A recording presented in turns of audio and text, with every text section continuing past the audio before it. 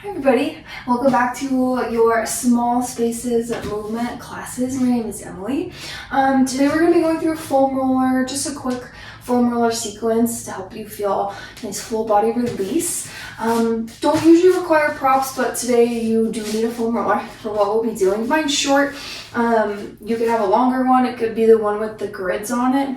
Totally up to you. I'm on a mat. You could be any soft space you have in your house. Okay, so to start, you'll bring the roller out in front of you. We're going to start with our wrist. So you could be sitting, you could be kneeling. It's really however you're comfortable to be able to put your arm out in front of you, whatever works. So the roller will be out in front of you. And you'll take your right hand and create a stop sign and bring your forearm onto the roller. Hold your hand and then roll out your forearm. So foam rolling is focus on muscles.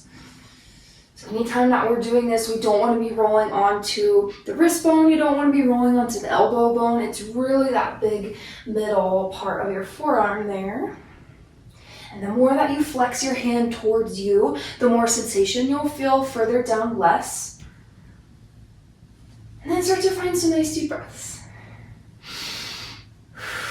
Super important when you're doing foam rolling, myofascial release, stretching, anything like that.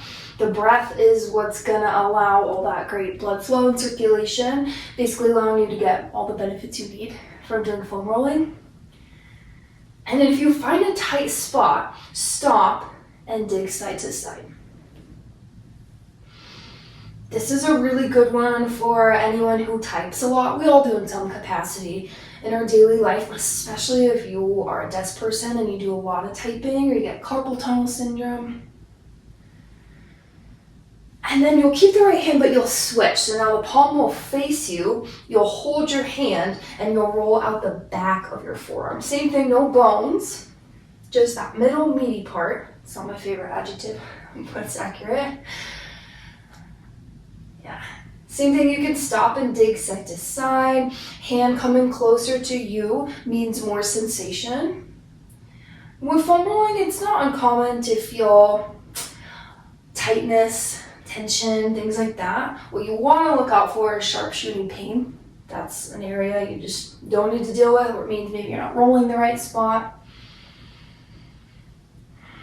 You may find the top of your forearm versus the bottom is worse. Sometimes it depends on the hand. Okay, and then we'll switch. So create a stop sign with your left hand, forearm onto the roller, hold your hand, and then roll out.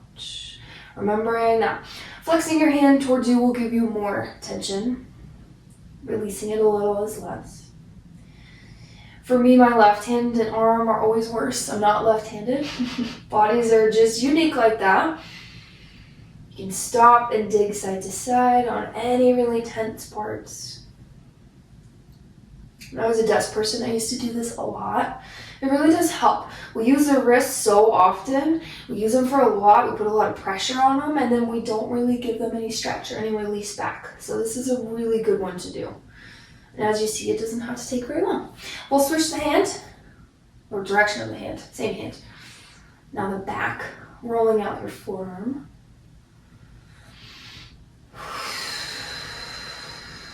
Again, any roller works just great. They don't have to be fancy or expensive. The ones with the grids or knobs can be nice. It can mimic like a masseuse's hand.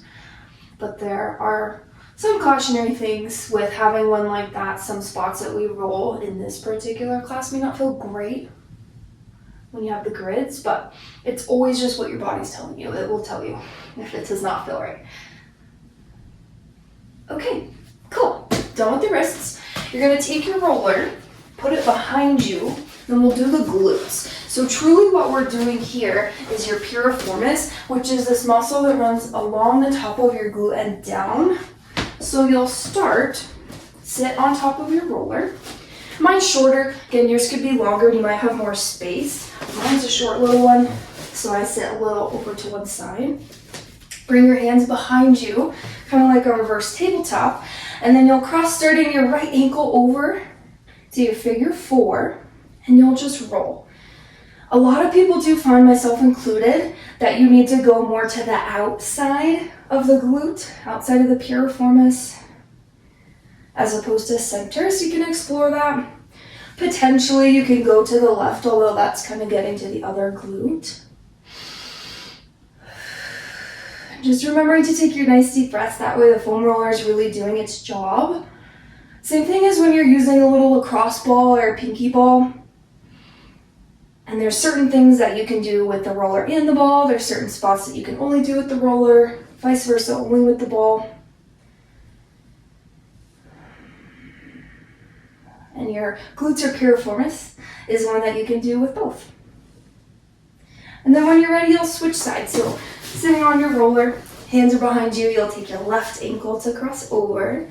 You can start at center, but you'll most likely find that taking it out to the side is where you'll feel it the most, since the piriformis does wrap to the other side and down.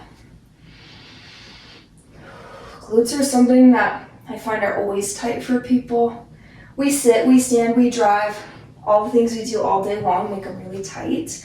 And it's holding the weight of both your top and lower halves. It takes a lot of tension that the body gives it. And foam rolling really doesn't need to take long. You can do it even shorter than we are here. Ours are just a little longer because I'm explaining what we're doing, but it doesn't have to take long. 30 seconds will get you ready to go. Okay, moving on. We're gonna do our quads. You can put the roller in front of you and go this way. I'm in my small space, so I'm just gonna flip around. You'll basically be in a forearm plank with your thighs and quads right on the roller. So I start with my forearms down, start with your feet down, and then start to roll. Again, I don't have all the space in the world, which is fine.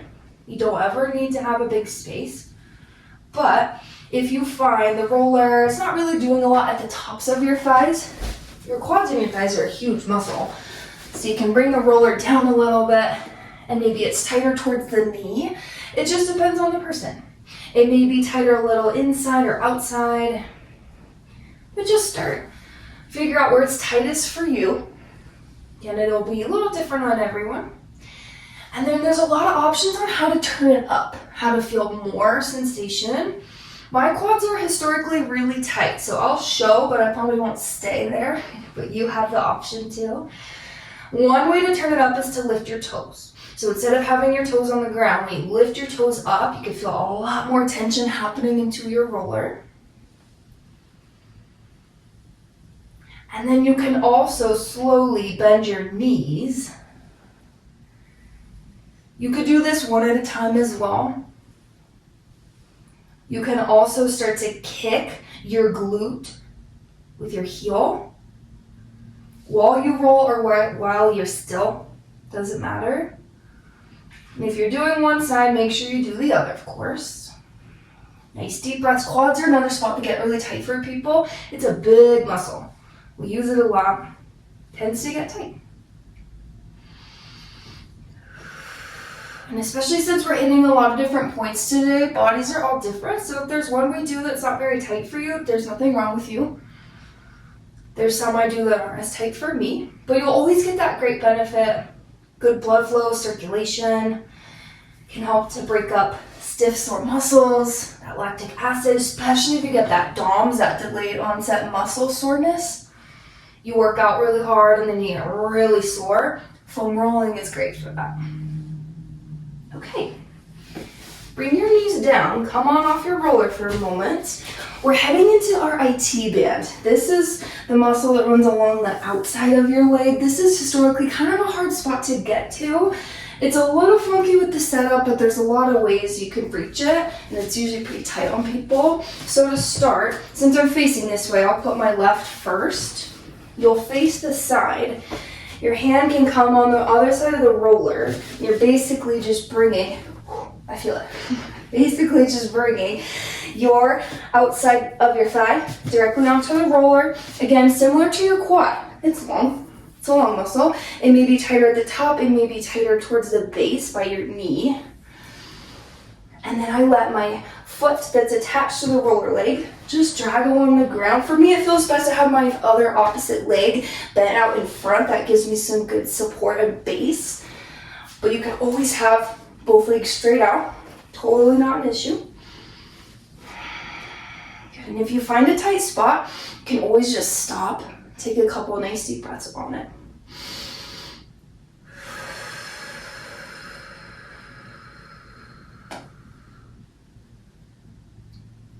And ultimately, bodies get tight, we move them a lot. It's part of having a healthy body that moves. So never look at it like a judgment. But if you have a problem area that bothers you a lot, even doing this at night before bed, while you're watching TV, something basic, once you form the habit, then your body will crave it. Okay, and then we'll do the other side. So I'm gonna come around just so I'm facing the front, but you'll bring your opposite leg right onto your roller. Arm out on the other side, leg is long. Again, I bend the opposite leg and put it in front. That way I can have some good support. That doesn't feel good or you don't like it, both legs can be straight. Lots of choices. And anytime you're doing something with two sides, that's a great time to notice, do my sides feel the same?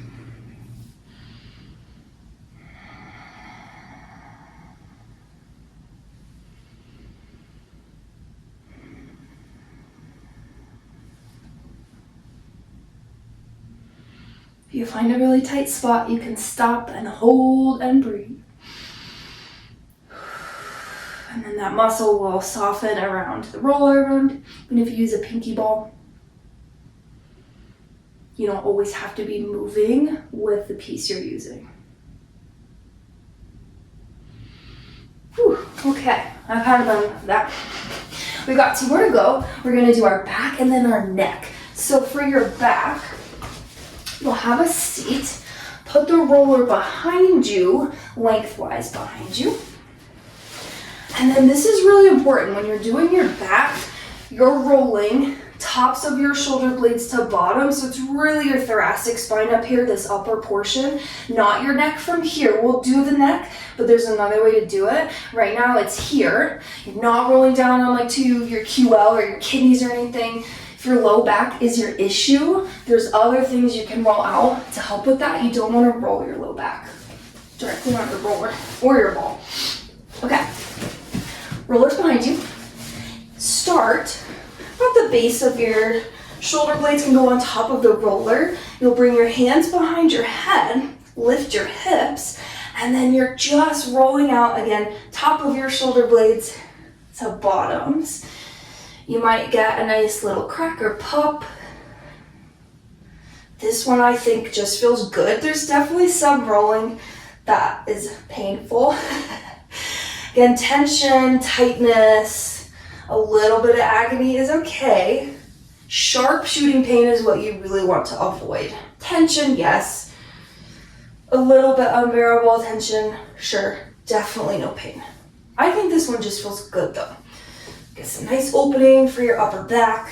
Again, don't roll down. There's other ways you can address your low back that don't involve you rolling on it.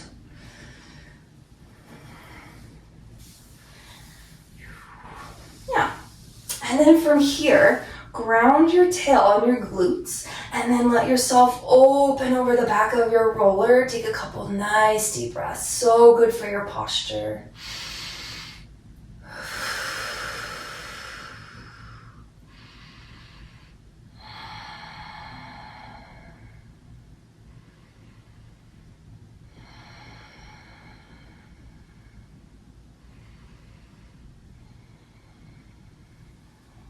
Good.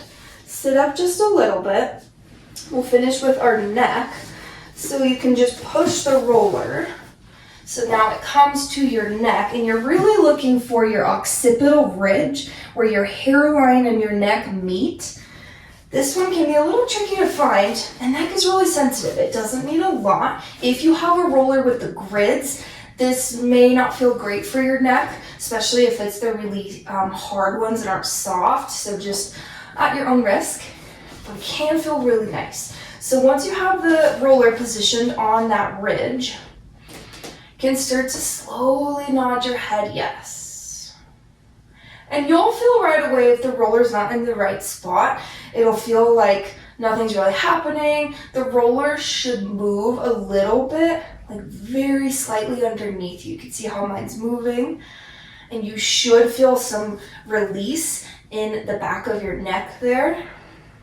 So adjust it how you need. Again, right where your hairline and your neck meet is a really good spot to start. This is one you only do with the foam roller, not the ball. It's way too hard for that. Return to center, and then you'll start to take your nose to each shoulder.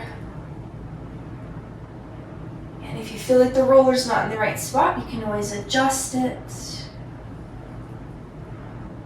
This one is my absolute favorite. It's so good for when you sleep funny on your neck. A lot of us do carry our tension in our neck and shoulders, so this can be a really good way to open everything up. So nose to each shoulder.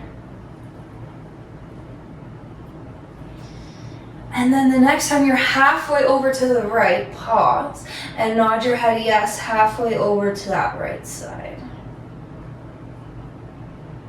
It's like a really nice neck massage. And then take your head halfway to the left, nod halfway to that side.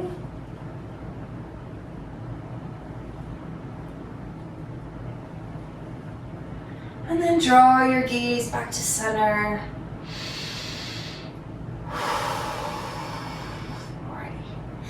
Can just lift your head up, push the roller out of your way.